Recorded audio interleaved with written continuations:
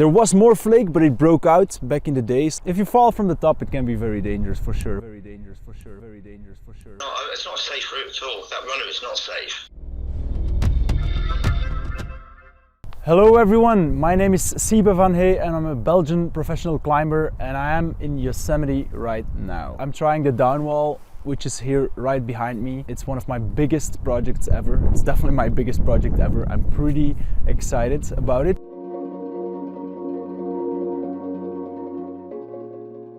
Epic TV recently released Friends of the Grid. It's a movie I made together with Andrea Cossu in the Peak District. It just came from the basics of my climbing career. I used to travel and climb always on my own. And in the last years, I've always been doing projects with climbing partners. Like I approached climbing more as a profession.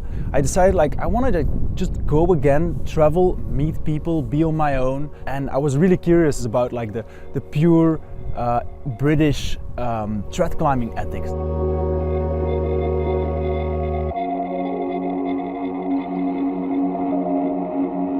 We went in last October, November for 3 weeks. I searched for certain specific people like Pete Whittaker, Sam Whittaker, Jim Pope, John Dunn, even had a phone call with Johnny Dawes. Go and do something interesting rather than just peddling old routes. None of the three you mentioned I think are that good, really. So I tried to find answers on all my questions I had. Why do you don't put bolts? What kind of gear is allowed to use? How many spotters do you use? How many crash pads do you use?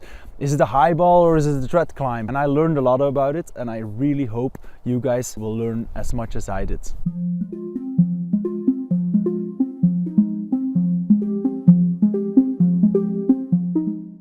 Honestly, not so much. I just brought a very basic rack, like a double, triple rack of friends.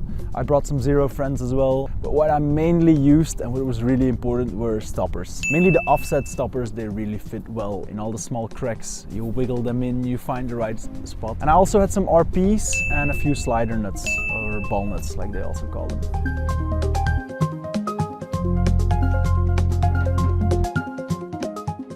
There's one line that's called Master's Edge. It's this very beautiful corner. I managed to do that one on site, except for the gear.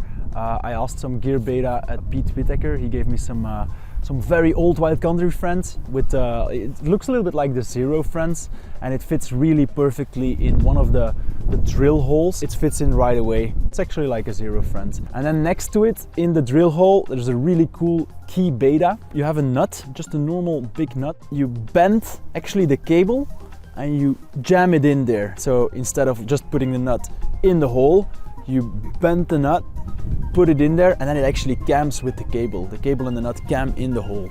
So it's a very funky way of protecting. But this is, this is what the locals told me to do.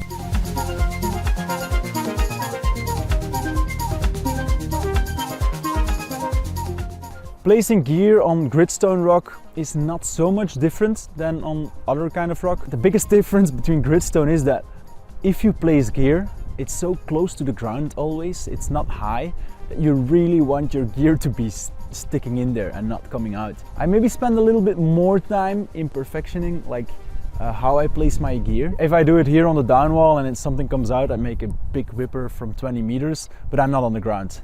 So that's the big difference for me.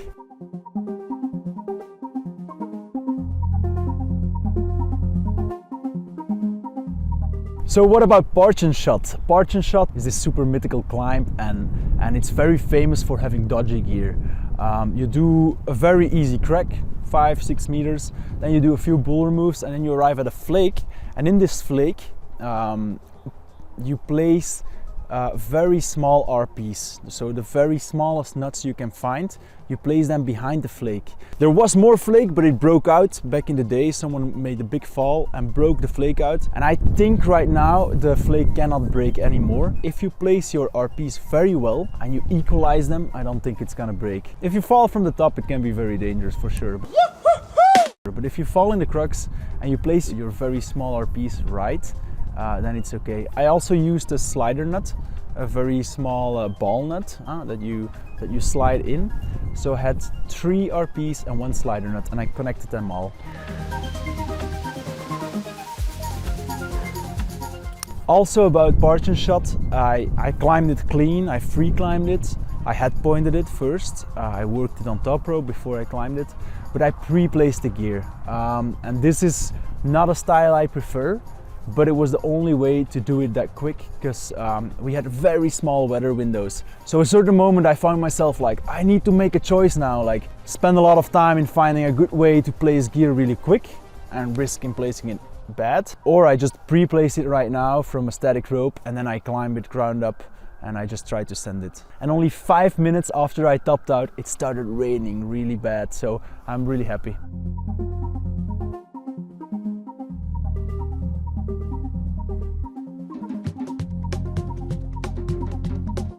Honestly, to give a good answer on that question, I just enjoy the fact of knowing that the stakes are high.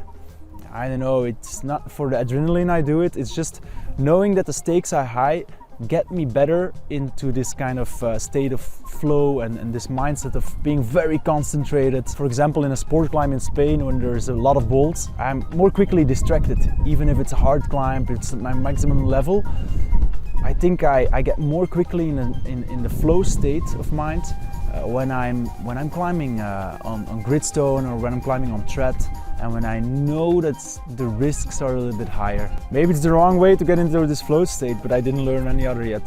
Thank you guys. Nice. Woo!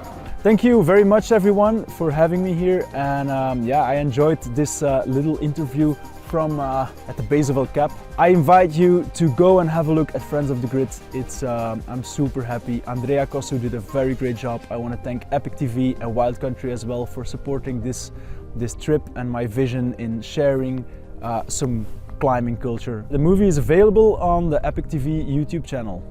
All right, enjoy!